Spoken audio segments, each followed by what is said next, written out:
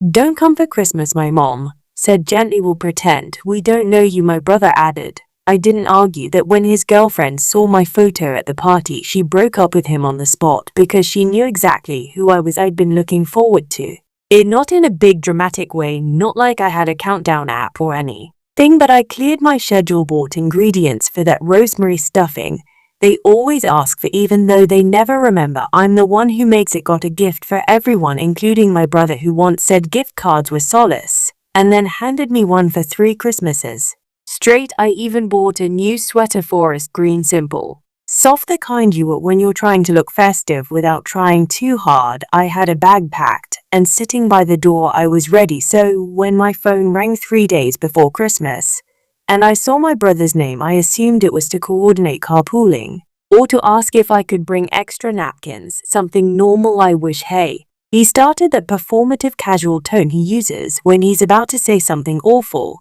and wants you to thank him for how nicely he phrased it. So listen, CNS coming to Christmas, right? Kinda. The new girlfriend, a photographer slash ceramicist slash something in, so how I'd seen her tagged in exactly one for family photo. And even in that, she looked like she glowed under better lighting than the rest of us. She's very into energy, he continued, like the vibe of a room really matters to her. I stayed quiet.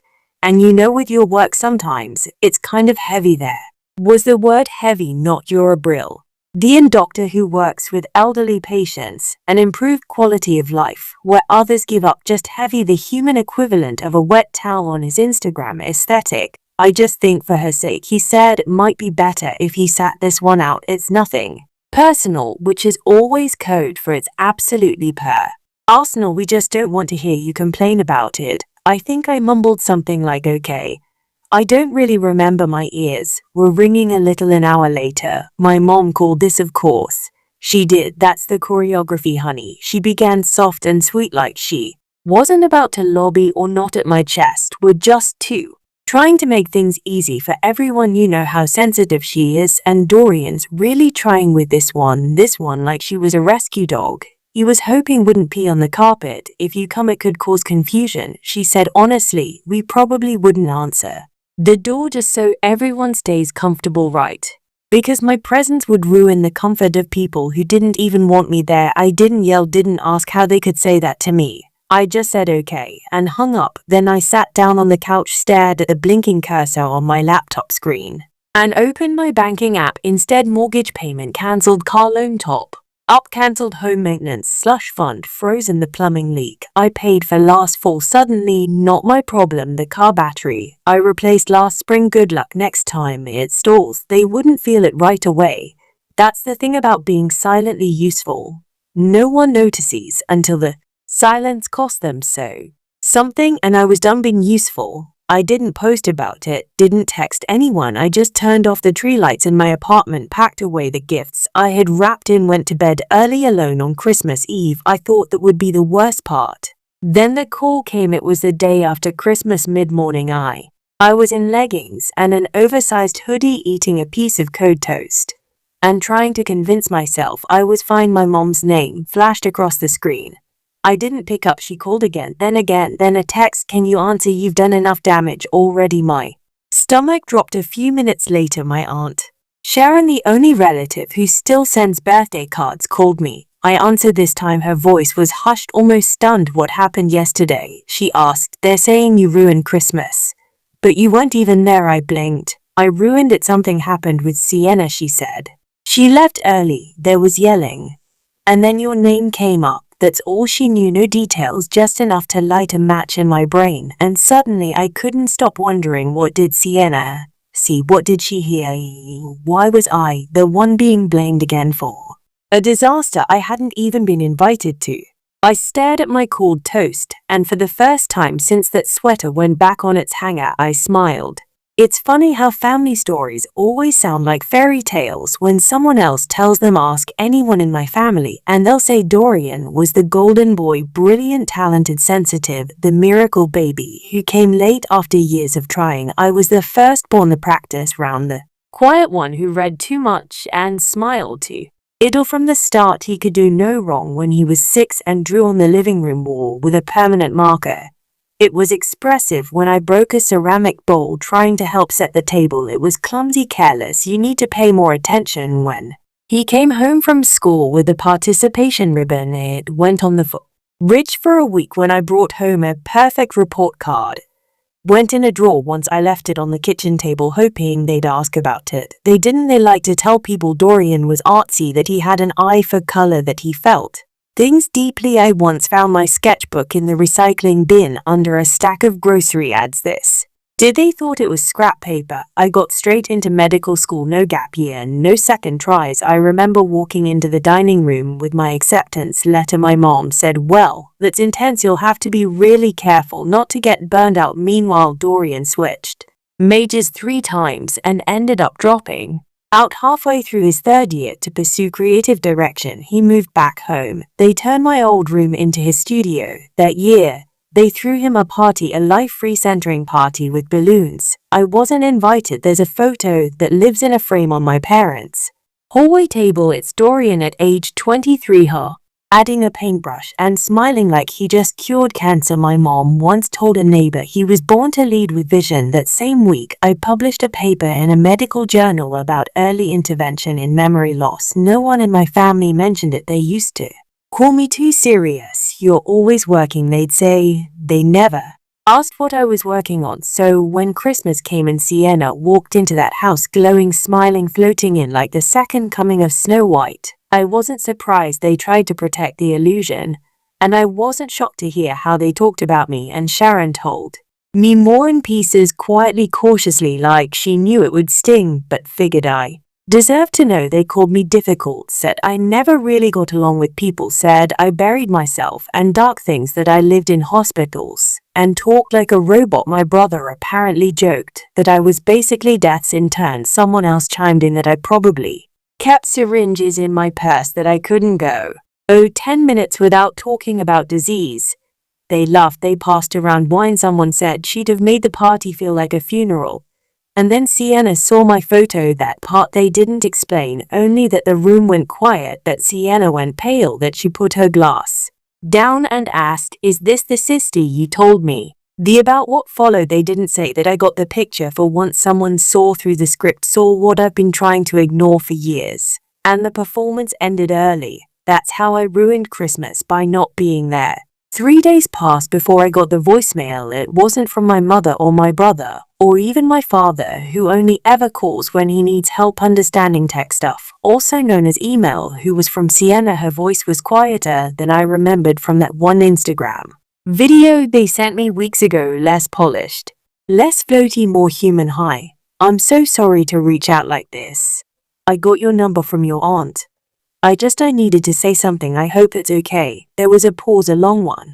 I really didn't know who you are, but I recognized your photo. He treated my grandmother Alma years ago.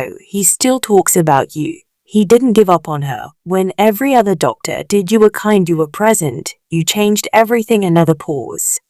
"I'm sorry about what happened and what was said about you. I had no idea. I just wanted you to know that I left because I couldn't pretend anymore." Click. I listened to it twice, then again. And I'm not going to lie, I sat there in my kitchen, legs pulled up to my chest, and cried into a tea towel that smells faintly like rosemary and bleach. Not because I was sad, because for the first time in forever someone saw me without being told how to see me first. Sienna didn't ask for anything, didn't suggest we talk again. He just acknowledged it.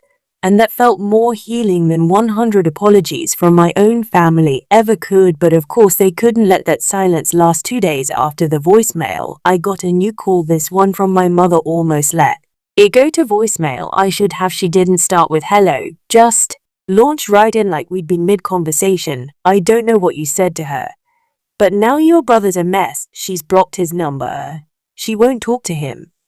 And now she's posted something online about being treated like garbage by the family of a woman she admires."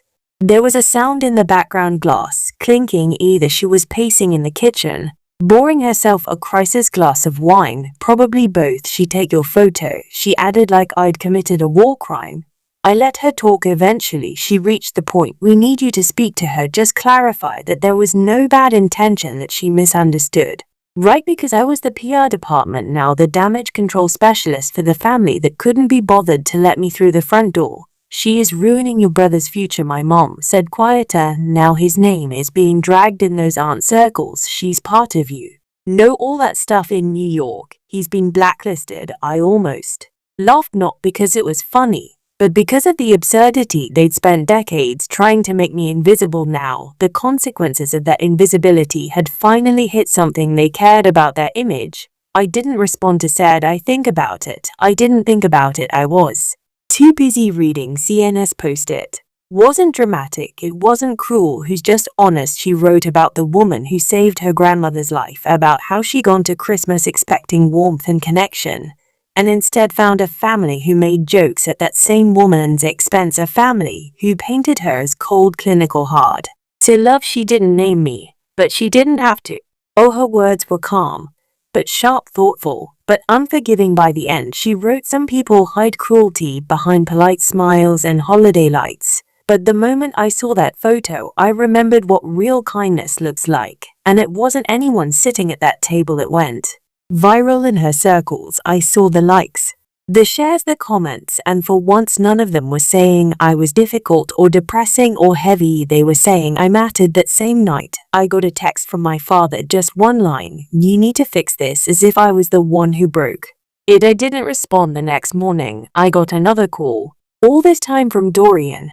I debated answering, but curiosity won. His voice was rough, like he hadn't slept. I didn't know she knew you, he said. You could have just said something. I stared at the wall. You told me not to come. I was trying to protect the vibe, I repeated.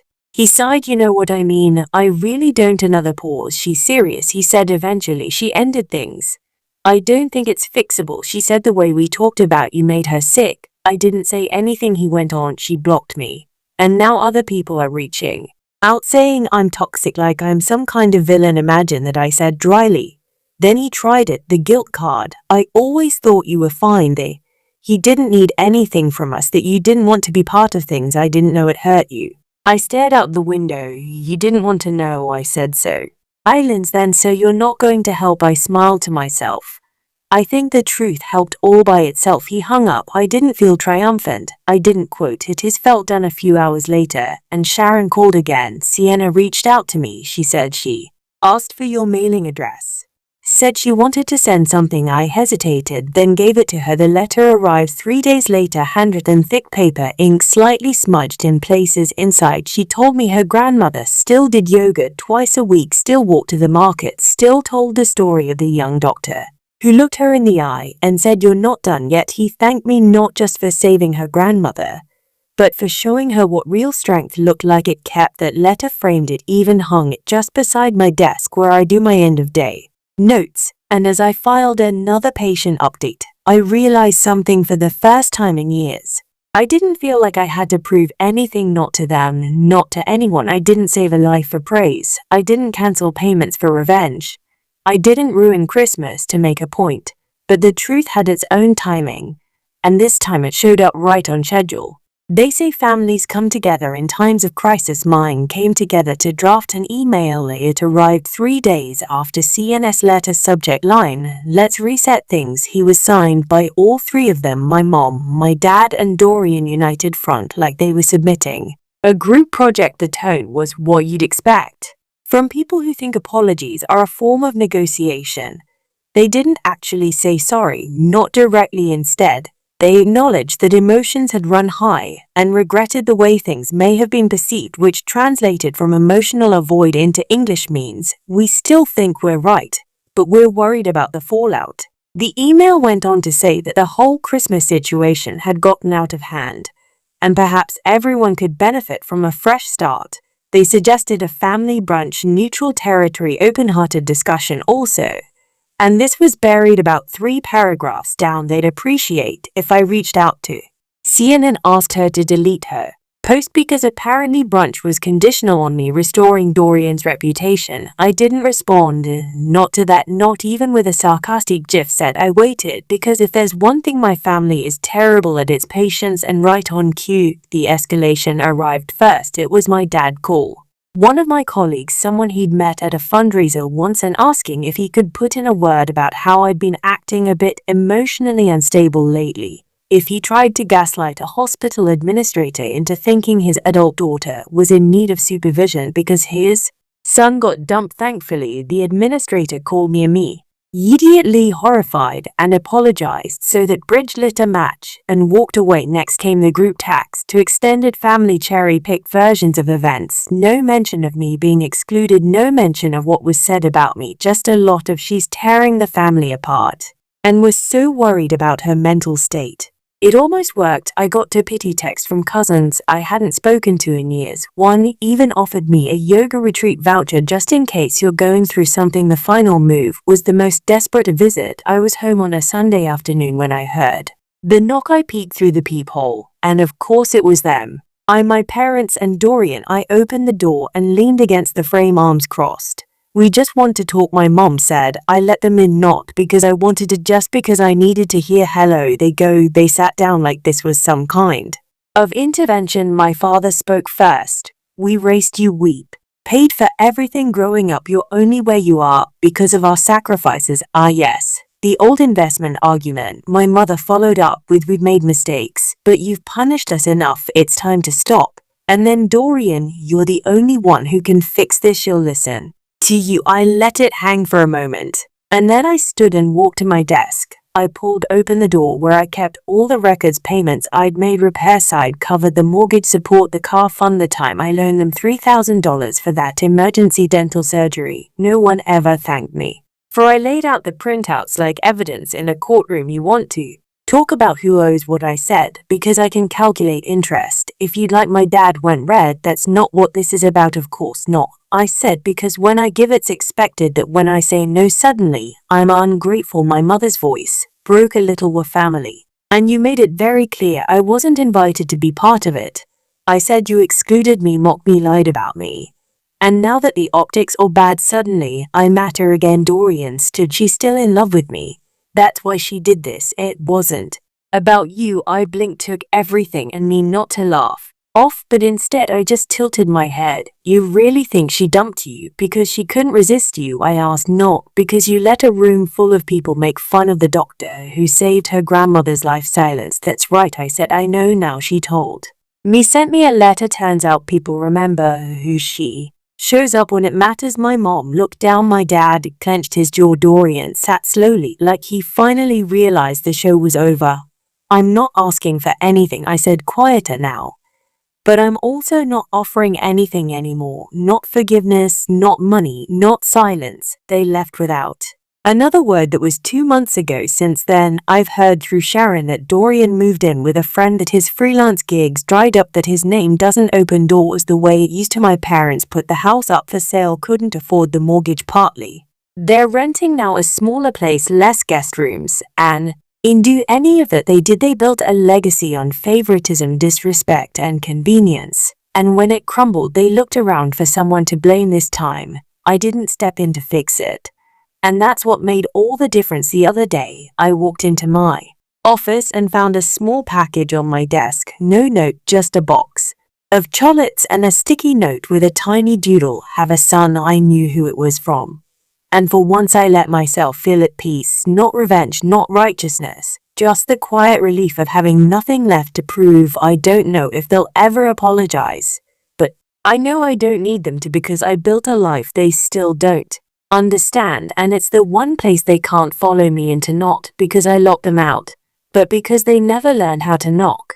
Spinning or now, I've blocked their numbers, their emails, even the group chat. I was never really part of, not out of spite, just peace, because sometimes the kindest thing you can do for yourself is enforce a silence they can't interrupt. I didn't go no contact overnight, but once I saw things clearly, I never looked back. Have you ever had to